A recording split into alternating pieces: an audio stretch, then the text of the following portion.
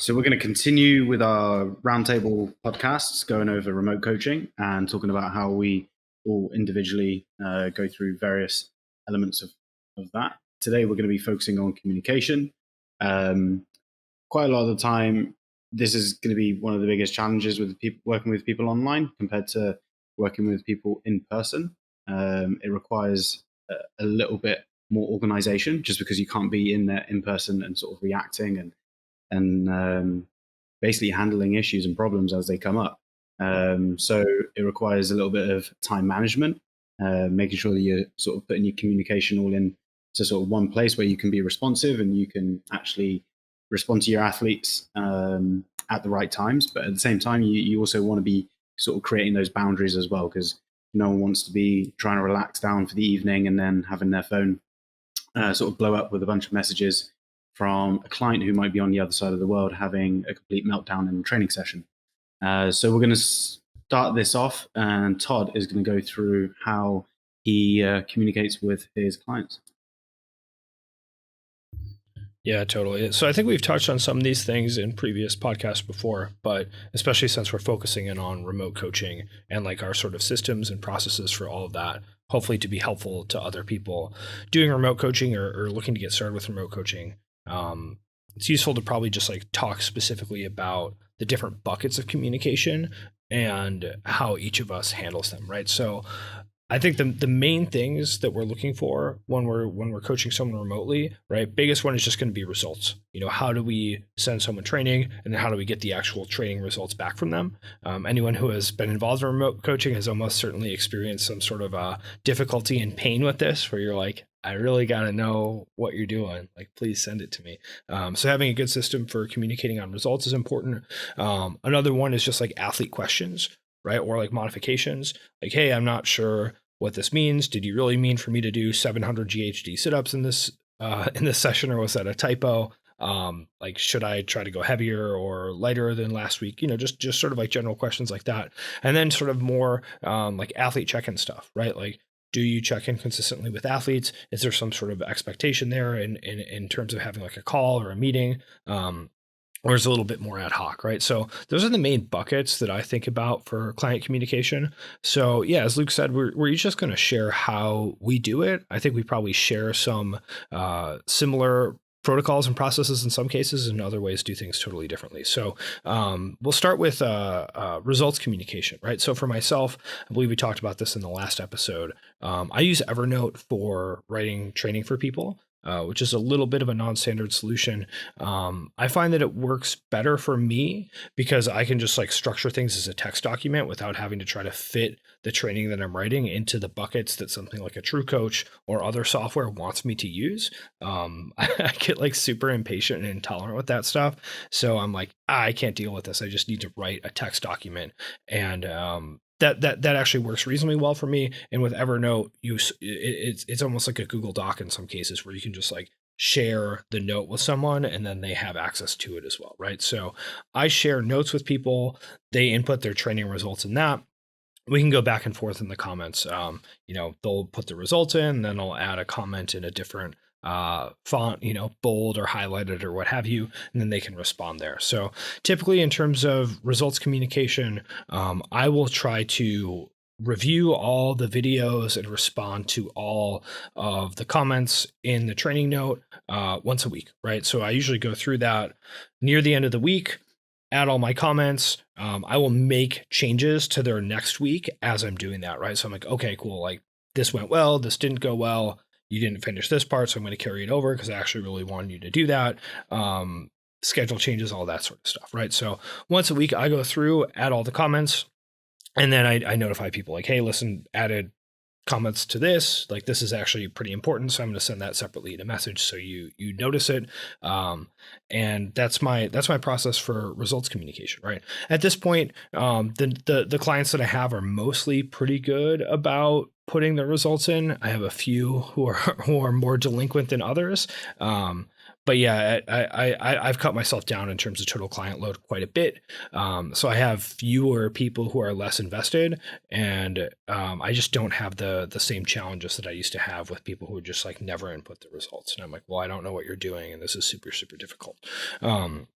In terms of communication on questions, this one is tricky, right? So as Luke mentioned, it can be very stressful for coaches to have a bunch of inbound communication, seemingly urgent or time sensitive, through like a medium that isn't the right way to do it. So this is something that I try to communicate with people up front how I do this. And again, for the most part at this point, most of my clients have been with me for a while. We've kind of gone through different iterations of communication. They're all pretty bought in, so I don't have too many issues with like kind of like wild communication stuff going on. But my general take is like, listen, if you have like non-urgent training questions or non-urgent like comments or whatever, like if you just put it in your training note, I will look at that at least once a week. I usually will scan through more than that just to kind of see what's going on, especially for people who I know are updating their stuff regularly. Evernote also has like a chat feature, right? So if it's non-urgent but is like a little bit more important than just a general training comment, you put it in there. I treat that roughly like email, where I'll respond to all my Evernote messages like roughly once a day, if not more. And then if there is something that's like actually urgent, time sensitive, whatever that you need an answer on, like send me a message, right? If you text me or message me on WhatsApp or whatever, I will get back to you, but like, please do that for things that are like actually important and urgent, and not just like general training comments, right? And again, most of my people are like they seem to understand the flow of that and are pretty good about it. So I don't have too many problems with that. Although in the past, I definitely have had people who have used like, let's just say like the wrong channel of communication for like the kind of thing, right? Where it's like, if you send me some super long text message that doesn't have like a clear question and is like kind of like rambling about your training, and I'm doing other things, right? Because like most of us, I have actually a lot of other things that I'm doing. That's not a good way for me to get back to you about this. But if it's put in the bucket of like, this is training communication, when I'm going through my training stuff, like I can actually write you a thoughtful response. But I just like don't have the bandwidth to, handle like a torrent of text messages that aren't super, super clear about what's going on. And like Luke mentioned also, just like setting clear boundaries, I think is helpful for the coach and helpful for the client as well. In terms of check-ins, I theoretically like to have some sort of check-in with people about once a month. Some people are pretty good about like scheduling those consistently. We have a pretty good rhythm where we, are meeting roughly once a month, either in person for people who are in the Chicago area or remotely via Skype or Google Hangout or whatever. Those are super useful just to sort of be like, hey, like, how are things going? What's going well for you? Anything you want to work on? We've been going back and forth about like your split jerk technique in the training notes. And like, I feel like we're just not on the same page. Like what do you think is happening here? Like, how do we sort of like, get on the same page with your footwork here? And just like, maintaining a good relationship. So ideally, yeah, about once a month with that. Some people schedule those on a much more random basis, right? Like a few times a year. Some are on like a roughly quarterly check-in, schedule with that. Like it's fine. Yeah, those are my three main buckets. That's how I do it. I don't know. What do you guys think? You made me laugh when you said about the 700 GHDs, because do you guys remember when I did a 35-minute AMRAP of chest bar pull-ups in my testing? When I think it was at South Loop. I think I said but I think John, you were coaching a class, and I think Todd, you were like walking around. I was like, do you guys think this is a 3 to 5 minute AMRAP, or this is a 35-minute AMRAP of just chest bar pull-ups? And then I oh, like you personally I did it. Yeah, like yeah, you yeah. yourself. I was reading. Oh no. When I hired a coach when I was I was out and working and training at South Loop, and then I remember I was there just for 35 minutes, just like, this sucks. And I think John gave me a smirk and just like a you silly boy type look from it. But so you like literally did straight up 35 whole minutes of chest to bar pull-ups. Yeah. I mean, it got to like. Do you remember your score? Yeah, it was. No, I don't remember my score. I've got an email somewhere, but it ended up after like 5 minutes just being just sort of like a, but this is boring as shit. And anyway, yeah, that text message did not get responded to in quick enough time. But anyway, yeah. This is one of the reasons that I ask my clients to take a look through the program like on a Sunday or a Monday and text me if they have questions. because sometimes like when you're putting stuff in there, you do make a typo. It's like, hey, did you really want me to do Totally. 100 overhead squats, or was it supposed to be 10 per round? It's like, yeah, it's supposed to be 10. Or like sometimes I'll be writing something out for someone, and for like I'll think I'm writing it for someone different, and I'll put in a weight that's like a men's weight for a female athlete or something, and I'm just not thinking about it. And yeah, so I definitely I have a habit of doing that with 155, 105. Like I don't know why that in particular gets me, but I have definitely prescribed 155 for female athletes like multiple times when I meant to do 105. Yeah. And then I'm like, man, that shouldn't have taken you half an hour. No, I did that wrong. My fault. For like the 3 clients I have who use pounds, that always just messes me up. Because in kilos, it's just a little bit. It's like it's different enough that you don't have those instances. But yeah, I suppose I'll talk about my. There is another like funny typo story that, man, I wish I could remember what the actual workout was and what the rep scheme was. But it was some sort of like ascending ladder kind of situation, right? It was like, I think it was like an up and down kind of ladder. It was like 1, 2, 3, 4, 5, 6, 7, 8, 9, 10, right? And back down. And it involved GHD sit-ups. And the coach just like accidentally wrote 100 instead of 10. And like this poor client, did this 1, 2, 3, 4, 5, 6, 7, 8, 9, 100, 9, 8 of like GHD sit-ups and like kettlebell swings and some other stuff or something, right? It was just like, wasn't a super competitive athlete either.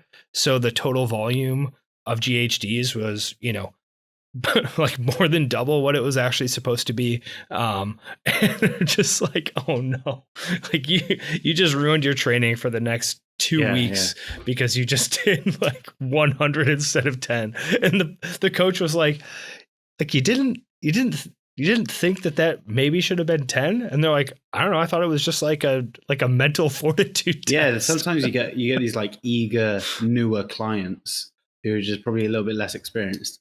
And then maybe something like that happens, and they're like, well, this is why I hired a coach. This is what it's all about. I need to do these really hard workouts. And then you're like, no, that's just, yeah. Taking me out of my comfort zone. This is it. This is the real training. Alrighty. So let me go over. So we've got a list here. Yeah. So I use TrueCoach to program and mainly to communicate, and then I'll also use WhatsApp to communicate with clients if it's a little bit more urgent. But I do have some clients who do just chat to me through WhatsApp. But yeah, mainly results get looked at 1 time per week. I do keep an eye on stuff. There's a nice feature in TrueCoach where you have like a feed of people's results coming in, so you can sort of see it every day. I check over. I glance over the notifications every day. I don't necessarily respond. If something looks a bit crazy, I'm like, okay, I'll just go in and respond to it. But yeah, I mean, I usually stay on top of that. I am a little bit. I hate having like, loads of unread notifications. So I stay on top of that pretty well. There's a message feature through TrueCoach, which if they put the notifications on their phone, it will basically pop up like a text message or what have you. So that's pretty useful. And I have that pop up on my phone as well. But at the same time, like that's just sort of me just knowing that, clients got in touch. But generally speaking, all of that stuff is non-urgent stuff. So if a client has a question about their programming or something like that, I tell them like, hey, send me a message on TrueCoach. If it's something that you need a quick response to, send me a message on WhatsApp. Then yeah, the results, I look at that 1 time per week, and I think I give each of my clients like a day, and they know when to expect, because I think that's quite good for them as well. They can be like, okay, well, I'm going to get basically a bunch of push notifications from my coach on this day of comments and all this type of stuff. And then I'm going to be able to look at my program for the next week in advance from there. And when I put up results and stuff, sometimes I will use like a Loom screen share video, which is really quite helpful, especially for more like sort of finer technical points which need a bit more explanation.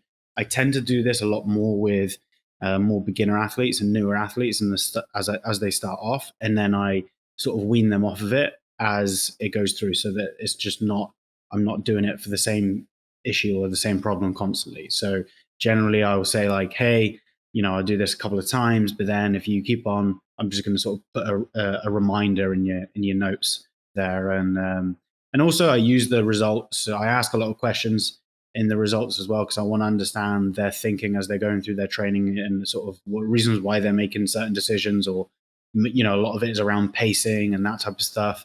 And that's really quite helpful. I think when I heard so when I started working with Jacob, he sort of said, and he described that the program is sort of like a mode of communication. I never really thought of it like that, although it completely is. When he's described it like that, that was something I thought was that's something sort of changing my thinking around it, which was quite good. And there's the feedback for me is probably where like I really try to deliver as much value as possible, just because I know that that's where I can help people out the most. And with me doing that every week, I also put the feedback into their training notes. So if something doesn't need to be explained in a comment on the session that they did, I'll put it in for like the following week, so that then they have, as they're going through their session, they got like those reminders and that type of stuff, which I think is really quite important.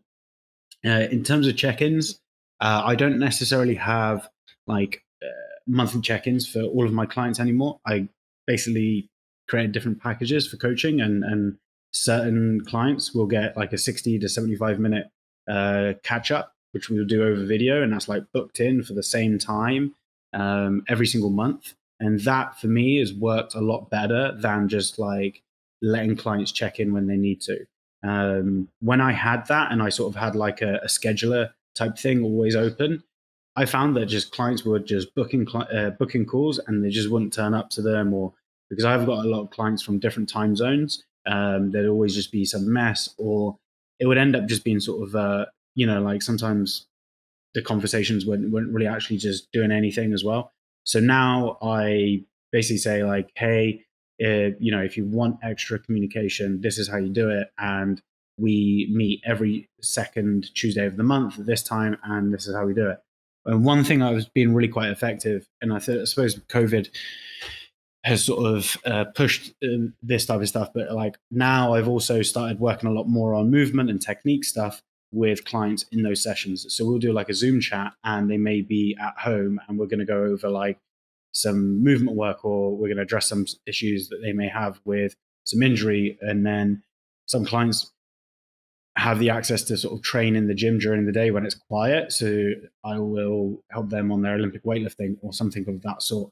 So that's been really quite good, because then what I can do is I will record that session on Zoom. I will then chop that video up, and if there's like a really key point which I think is quite valuable, I put that up into YouTube, and then I put that into True Coach. So then they literally watch themselves being coached for like a 2-minute clip on a certain thing, and I'm like, really focus on this, and then they watch that, and it's like it just creates another sort of layer of reference for them, which I think is really essential. And it's as much as I can, as I'm basically just trying to like give them just like reminders along the way. So because a lot of the people I work with are sort of more in that beginner to intermediate, and a lot of it is just teaching them how to train and teaching them to make the right, well, not teaching them to make right decisions, but teaching them to make better decisions as they go along. So I think that's really important. So my catch-ups and check-ins have sort of been have changed over the last 18 months, and that's been really quite good how that's worked out. Where people sort of communicate and the sort of mode of communication, I've got like one guy who will finish his training session. As soon as he finishes his training session, he'll send me a message on WhatsApp. He'll send me all of his videos on WhatsApp, and sometimes he'll like try and call me after a session. and it's like 8:30 in the morning, and I'm there like, I'm walking the dog, like I'm not gonna pick up the phone. But I mean, like that's just the way he is, and I'm, I don't really pick up the phone as much as he does. On every now and then I will, but like um, I sort of create a bit of a boundary through how I respond to those clients who may be a little bit too much on WhatsApp messaging and that type of stuff. So I just won't reply after a certain hour, or I will, ask them a question to their question, which usually means that they stop asking that question. The questions and people messaging on WhatsApp and that type of stuff, it does take a little bit of coaching. I do tell people that it's just so much easier for me to have a reference point if there's something specific about their training. I usually tell them to send me a screenshot with their question if if it's something that's like a little bit more urgent. But generally speaking, yeah, like I think you've got to meet people where they're at to a certain degree. I know that like a lot of people now, they use Instagram like it's a instant messenger, which for me is like no go. I do not want to do that. So then as much as I can, if clients messaging me on there or something, I'm like, let's move this conversation to WhatsApp. I say, I'll message you on WhatsApp or what have you. So yeah, that's sort of where I communicate with all my clients. I think if I had more clients, I would probably have to systemize it a little bit better. If I had less clients, I probably would be able to just, do it a little bit easier all through WhatsApp or all through like an instant messenger. So I think that, you've got to take that into consideration. You've obviously you don't want to be like optimizing for a client base that's going to be, that you sort of hope to have in the future, and then you end up just making it really impersonable and the communication being slow, and they don't really get what they want from it, and they don't really get that connection. But at the same time, you don't want to make it too easy for them and make it like so they can just call you up at any point, because obviously you're gonna hopefully get to a client base where you're not able to be that way with how you communicate with your clients. Yeah, Luke, I know we talked about this before, but the idea of having like a separate tier for people who actually want check-ins, I think is pretty smart, right? Because in my experience, some people really do want it and value it. Like you said, some people will show up, like they'll have an agenda, they have questions that they want to go over, they have specific movements they want to work on, or like feedback on their program, and like it's super valuable, right? That they get a ton out of it.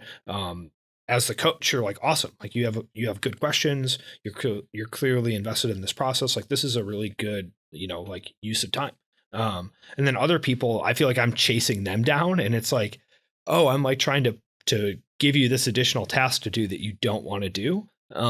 And so, yeah, just being like, okay, if this is something that's important to you, like, cool, we can set it up. And maybe there's an additional fee for that. And if all you want is a program and some like comments on your results, like, yeah, we can do that too. Yeah, I think that's smart. I have a kind of different system when it comes to those check-ins. So I don't have like necessarily a set timeline for that. I very much do it on a as needed basis for my athletes. So we have most of my athletes have pretty regular communication with me, usually via text. I don't really have any set boundaries, but often I won't reply to them right away if I'm in the middle of something, if I'm coaching, if I'm doing whatever. But that's when John's been reading online dating tips. It's like wait 3 hours to respond to the text to show you have other things going on. Do you like neg your clients? Yeah. Yes, I do. Yeah, that's a really good back squat, but the guy I was with at the gym today, he had a much better back squat. So yeah. No, I generally prefer to communicate via text anyway. But I will set up kind of phone calls with people, usually 2 to 4 times a year, kind of depending what their goals are, what their training cycles are like, and if they want to talk. Some people are quite happy with the progress they're making, how things are going, and they just want to kind of keep chipping away.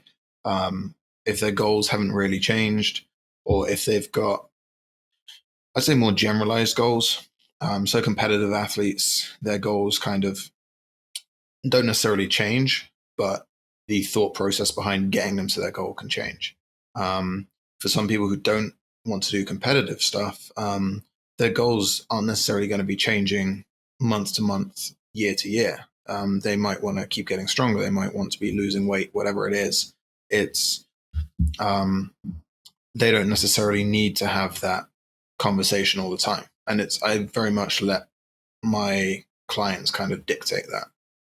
So it's kind of open-ended. If you want to get on a call and talk through how things are going, different areas you want to focus on, any new goals you might have, any new specific goals, like, hey, I really want to be able to clean my body weight. So, okay, let's work on that. Let's put an extra emphasis on our lifting, on our strength, whatever it is. For the more competitive athletes, we usually talk after milestones in the year. So at the end of the competitive season, whatever stage that is for them, or at the beginning of the competitive season, or if we're talking about what competitions they want to do through the year, things like that. But more often than not, I will communicate via text with my clients, and it just on a little bit more of a regular basis. So I would say almost all my clients I'm talking to at least every other week via text. Some clients will be 2 to 3 times a week on text, depending on their needs and how things are going. But I also use TrueCoach to put stuff in, similar to Luke. So I encourage my athletes to put as much information in there as possible. If they're, workout results, how things felt, how they broke reps up, all that kind of thing, I encourage them to put as much as possible in TrueCoach. And then it allows me to make sure that as we're progressing things for them, as we're moving the program forward, that I understand where they've been struggling, what things usually are the sticking point in a workout, what their abilities are on different movements, things like that. Quick question for both of you, because I suppose I treat my communication, my work a little bit more like office hours. As soon as I open up my laptop every morning, like this is, remote coaching is basically the first thing that I do. But you guys obviously have got gyms and you're managing a lot more. So, like John, do you find it actually easier that your clients text you on as opposed to message you through TrueCoach, because then you don't necessarily need to be like opening up your laptop at this time every day and then going through all of that type of stuff? Like, how do you guys manage that when you have stuff that might be a little bit more time pressing? Because I imagine gym business and there's ongoings there might be a little bit more, you need to react to it in real time. I mean, for me, like things, if it's through TrueCoach, like I don't look at my notifications on TrueCoach because it's just too much. Like there's too many, and every time someone enters a result in a workout, it's like I don't need to see it all the time. And if someone messages me on TrueCoach, it'll come up on my phone. But if someone enters a result, it won't come up on my phone. So I have a couple of people who message me on TrueCoach, and that's fine. For me, it's easier on text. And I'm not instantly replying. It does depend what I'm doing, and it does depend if I read the message, don't have time to reply, and then forget that they've texted me, which happens a significant amount of time. And not just for clients, just for anyone, really. If you text me and I'm not busy, you'll get a response. If I'm busy, could be anywhere up to a week. Depends on my memory. But yeah, I much prefer text. I think it's easier for me to be able to do it whenever and not rely on sitting in front of my computer to do it. I would. Yeah, I mean, I think. Oh, go ahead. Yeah, I was going to say, I will say that iMessage, which I know is obviously a lot more popular in the States than like WhatsApp, is a pain in the ass because like you can't mark messages as unread and pin messages as easily. So like that's like an easy little, like I don't have WhatsApp notifications, so like the important people in my life and also the people in the US message me through iMessage or like messages, and then that comes up on my phone, but like work WhatsApp type stuff doesn't come up, so that's the way I push it to the side. But yeah, that Yeah, that unread not feature is not using. being able to make it unread is a challenge on iMessage. Sometimes I will text someone back and say, "Send me another message," and then I just leave it on unread so that I remember to do it later. Like if it's something important, I'm like, just send me another text and I'll respond later. Because otherwise, I'm terrible at replying if I've read a message and then forgot that someone texted me. Yeah, I think that those same challenges, right, that John is mentioning, like I think apply to everyone. I'm like much more prone to just like rigidity in a way that's not always positive.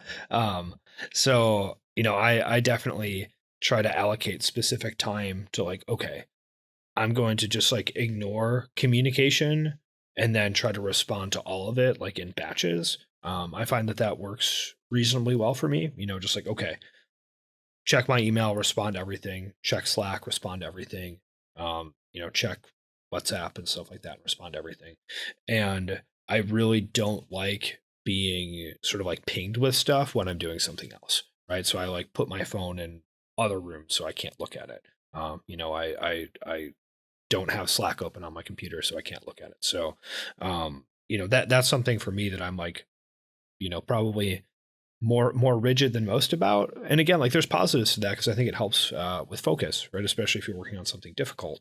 And then for me as well with like gym, school, coaching, I do kind of have to say, all right, like these 2 hours I'm working specifically on this, and then I have to move on to the next thing. So I don't want to be interrupted while I'm doing this thing.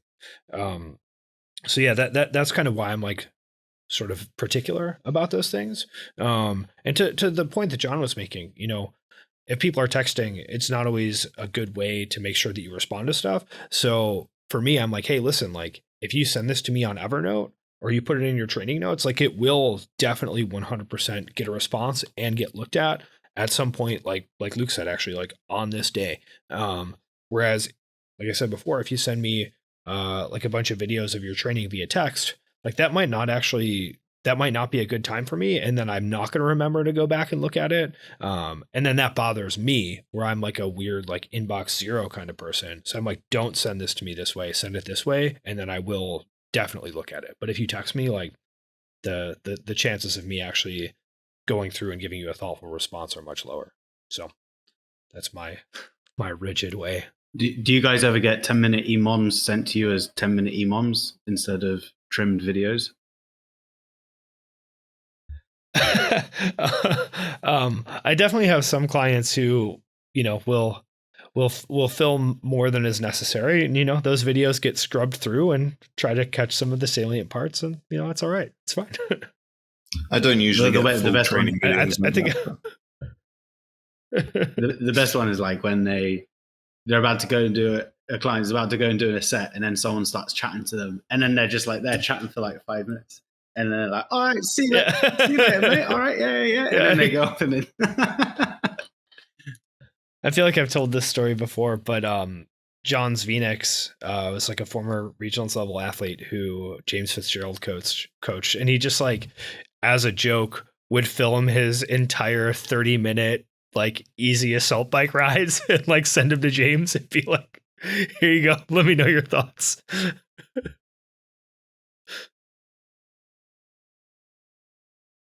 I did have one person who sent me a 20-minute AMRAP video because in the notes I said, send me some video. I think it was ring muscle ups or bar muscle ups or something like that. And I was like, send me some video of how these look today. And they sent me a 20-minute AMRAP. And I scrolled through to find the first set and the last set of the gymnastics and then deleted the video. Yeah, you just scrub through. It's fine. Yeah. Not a big deal. Especially if it's like uploaded to YouTube or like Google Photo or something. It's fine. Not a big deal. All right, Luke, since you did the intro, you have to do the wrap up. It's on you. Is it on wrap me? It out. Yeah. Wrap it. Is this part going to get cut, or are the listeners going to listen to all of this? Okay, guys. Sorry. Yeah, they can get some behind the scenes action. It's fine. Listener. That one sole listener. So use WhatsApp, not iMessage, so you can mark your messages as unread, right? And that's pretty much about the only takeaway from this from this podcast. WhatsApp. Tactical Yeah. tips. Love it.